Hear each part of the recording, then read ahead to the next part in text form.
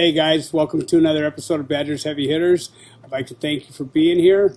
I got a guest today that I was watching on 23-1. I didn't know, we had already spoken, we had already lined something up, and I seen him on 23-1. I was like, who's this good looking kid? You know what I mean? Like, and then I started hearing his dope fiend story, and I said, oh, I got to talk to this dude. Little did I know I already had shit lined up, you know? It was great. So it turns out it was him. You know what I mean? So, but finally I put the voice to the face too, you know, because you got that voice. So, why don't you go ahead and introduce yourself? My name's Dino. I'm from Orange County. Originally from Orange County. Was born. Lived down in Orange County until I was about 5 years old. Until my parents got divorced. My dad was LA County Sheriff. You know, so I didn't know that. Yeah, son of a cop. You know, just goes to show you that drugs doesn't discriminate. It does not discriminate, bro. Don't care what color, how much money you got, doesn't give a shit. But yeah, so my dad was a sheriff, and his three cities were Compton, Linwood, and Inglewood. Back in the 80s. This was early 80s when it was hoorah. Yeah, sure. when it was jumping off. That's all you hear in the county jail. Yeah. So he had gotten called to a guy beating his girlfriend, and he had showed up, and he was by himself, and the guy was on. It was a big brother, and he was on PCP. Yes. And he was beating the shit out of his girl. Somehow him and my dad start fighting. They're on the second story of an apartment building, and my dad's got his mag light out, you know, and he's beating this dude over the head. The guy ain't even feeling it, you know, and head split open, and the guy just takes off running through the sliding glass door and jumps off the balcony with him. Lands on top with of your him. dad? Yeah. Nice. Lands on top of my dad, breaks his back. Gets up, takes his gun, takes off. They ended up killing the guy. But my dad broke his back on the job. You know, he's 23, 24 years old, you know. Only been a sheriff a couple of years, you know, and now has to medically retire. Nightmare. I remember my brother and I going to visit him in the hospital, and him hooked up. How old are you? I think I was 5 at the time. Oh. Yeah, it was 5 or 6. I know my parents had just split up, and so my brother and I went to live with my mom at the time. So she was living out in Riverside, you know, IE, and she was living with her dad. And my dad slowly started getting better, but that's when, you know, the pills started, and he started getting.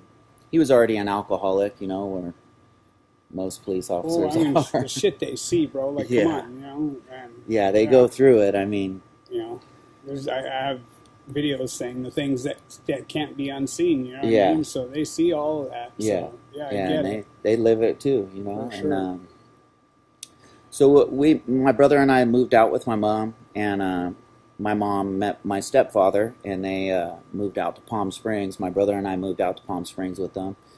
And around that time, it's when my mom and my stepdad started getting into coke and speed. And, the 80s shit. Yeah, exactly. You know, they were.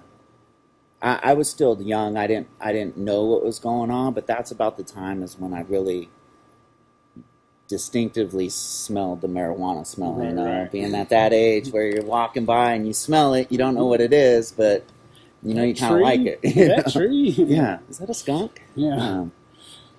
Anyways, so around that time is when they got really bad into meth and doing drugs. And I mean, I remember, you know, not having groceries in the house, the heating bill not getting paid, so we all used to have to sleep out by the fire in the living room. And, but typical dope. Yeah, you know, yeah, exactly. Their friends bringing groceries over, you know, looking out for them because they got kids, but you know. And Pops is still, he's just strung Yeah, out on the yeah. pills, Pops is alcohol. trying to recover. He's doing his thing, you know, getting his back right. My dad ended up, my grandparents ended up moving up to Fresno. My grandpa got a job with the fireworks company, TNT Fireworks. Moved up to Fresno. My dad moved up to Fresno with them because they were kind of helping him out at the time because his back was pretty jacked up. And this is when my brother and I were living with my mom and my stepdad, and we were little knuckleheads, you know. We didn't have any rules, so we're running amok in the neighborhood. I remember I did something. I can't even remember what it was, but I know my mom yelled at my stepdad to come in there and punish us. And he came in and with the belt and went to give us that belt treatment. And I stuck my hand back there to block it, like a little punk-ass kid I was. You know, he's spanking me. Right. That belt loop came around and caught my finger, and he went to pull it back, and it ripped my finger open. And I just remember they had to rush me to the hospital. You know, I had to get a couple stitches in my finger. Ended the ass whooping at least. Yeah, it stopped that, and stopped their drug use too, which is crazy. Really? Yeah.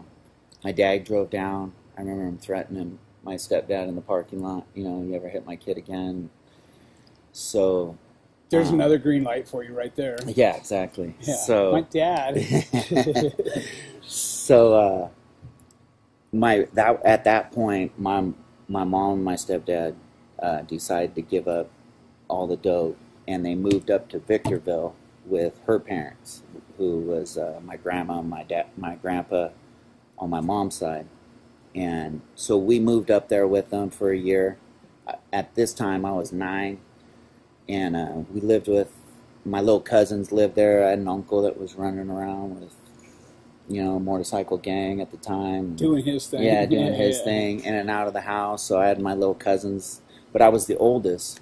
So anytime, like, my little cousins would mess something up or throw rocks at a car, my grandpa would whoop my ass, man. He was old school, you know. And he had those glasses. He'd be sitting in his chair reading his paper, and he'd pull his glasses down and look at you over the top of them, and just shut up, you know. But I ended up, man, hate's a strong word too, man, but I really ended up disliking this man. And Gramps. Yeah. Yeah. And now, why was he so bitter? I don't know, to be honest, man. I don't know if it's because his kids, you know, he had one son that was a knucklehead. Plus, he came from that era, or too. He didn't where it was okay, where it was okay to beat your kids. Absolutely. And, you know, he'd put your elbows on the table and he'd stab you with the fork, you know, and it was like, you know, you just hated it. And plus, I didn't like Victorville, you know. I mean, sure, I get it. Who really does? You right? know? Sorry to all the Victorville people out there. Isn't that where Savage is from? Yeah. I don't know. It's still there? Yeah.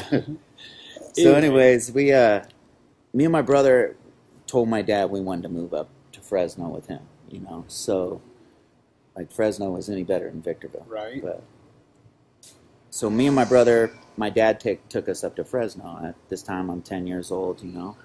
We move up to Clovis, and this is where, you know, like, I started playing sports and started trying to have, like, a normal life of, you know, being a good kid. My dad had, at this point, my dad became, they call it Fresno famous, you know. He was the CEO of the Fresno Fair. He was the, you know, the general manager of the semi-pro hockey team up there. He was throwing all the concerts up in Fresno, you know.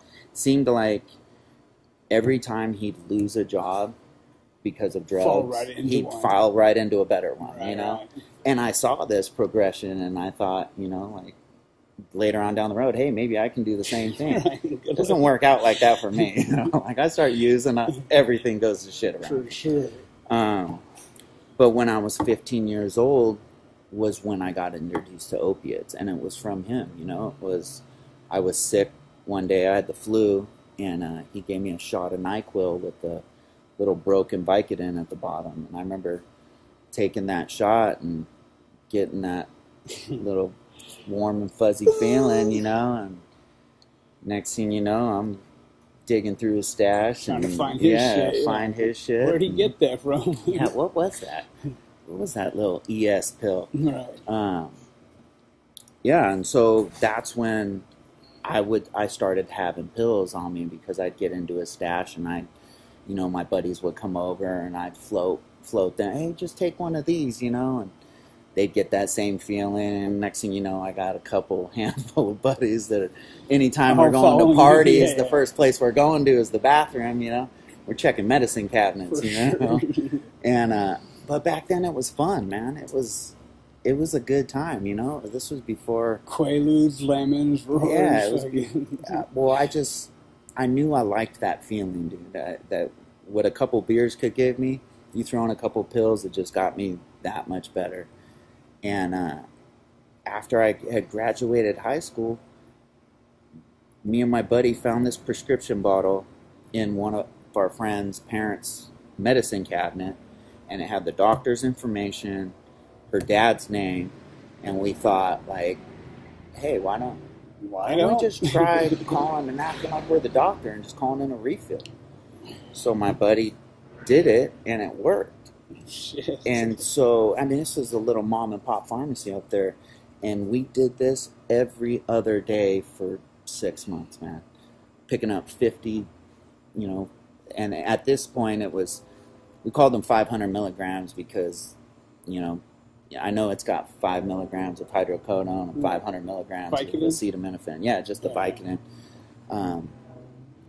But so we'd call them 500s, and this was before Norcos were. Right. Because Norcos, you calling a prescription of Norcos back then, it flagged. It was like, why are you calling in Norcos? Those are the strong ones, So we would just keep it at the 500s, and we would pick up these prescriptions every other day, man. And it seemed like when all my friends were starting to move on and get jobs and careers and go off and play baseball and do their thing, like I was still heading south. I was figuring out the other way to get more pills, or get wrapped up into it. And around this time is when I got introduced to Oxycontin, man.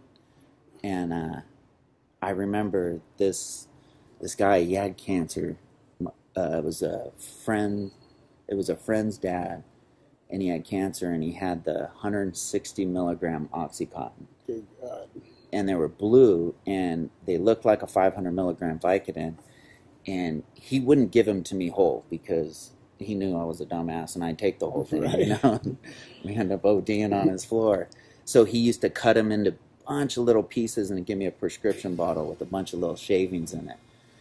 And I'd buy a pill for $20. This is, I feel like it was before anyone really knew about OxyContin, Right. And I just know I could take one of those little pieces and everything would be all right. Oh man, flying high. And it was about this time where I started calling in the prescriptions, and I got busted on my first prescription beat. I went into the ride came to an end. Yeah, it became real. Yeah. They knew I wasn't the doctor I had claimed I was. Right. I remember going down to this pharmacy. My buddy had driven me down to this pharmacy, and I went in, and I'd always go in, and first we'd drive the building, see if there were any cops waiting. Yeah.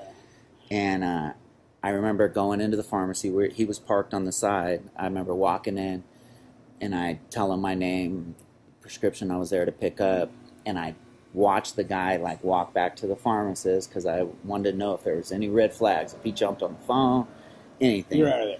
And the guy at the counter walked right back to him, started talking to the pharmacist, and the pharmacist looked up, looked at me, so I had that gut feeling.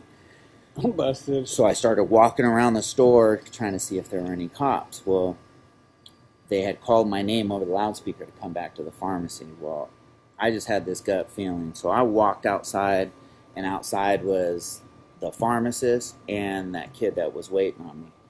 And they're together? Yeah, they were together. And so I walk out front, and they try to tell me, oh, wait right here. Going nowhere, yeah. Yeah, right. So I pushed one of them, take off, running. But when I ran the opposite way around the building that my buddy was parked on. So he didn't see me. So I take off running behind the building. And, I mean, I'm sure you ran from the cops before, you know? Like, when your adrenaline's going, you think that... I thought I could run miles before, you know, I got tired. But when your adrenaline's that jacked, dude, you get worn out fast, man. And I felt like after, like, half a mile, I was already jello legs, like... Nightmare. And, yeah. Well, anyways, the cops caught me. Took me down to county jail. They hit me with, this was my first time I went to county jail. They hit me with commercial burglary. Even though I was going to pay for the prescription, you know, I didn't think I was stealing anything. Right. It's like, what would I burglarize? Well, I guess if you enter a store with the intent to commit a crime, it's commercial burglary. Okay. So... they take me down to county jail. This is in Fresno County, and this is before, you know, I knew anything about bulldogs or, you know, programming with them, or, you know, I was a little punk ass, I got you know, 22-year-old kid that didn't half a jog, half a square, half a junkie, full lane, you know, like just didn't know what the hell was going on, and so. Yeah, so I get into Fresno County Jail, and I'm in there bumping my gums, you know, trying to be friends with everybody, and I end up telling one of the cats that my dad's a cop, you know. Bad move. So these bulldogs call me to the back, you know, and it was a 2-tier. I don't know if it was, I think it was the new jail. Yeah, and I go back there, what's up, guys? Well, they put a whooping on me, you know. None of the white boys jumped. These bulldogs, there was only probably a handful of white dudes in there anyways, but these bulldogs beat me up pretty good, and I remember from that day, dude, I hated bulldogs. For sure. That's all I knew. So they switched me to another pod. I get bailed out. I had a buddy that's a bail bondsman that I went to high school with. He saw my name come across, and he got me out. So I get out. We're going to have to take this up. It's obviously getting too dark. Yeah, that's what I was thinking.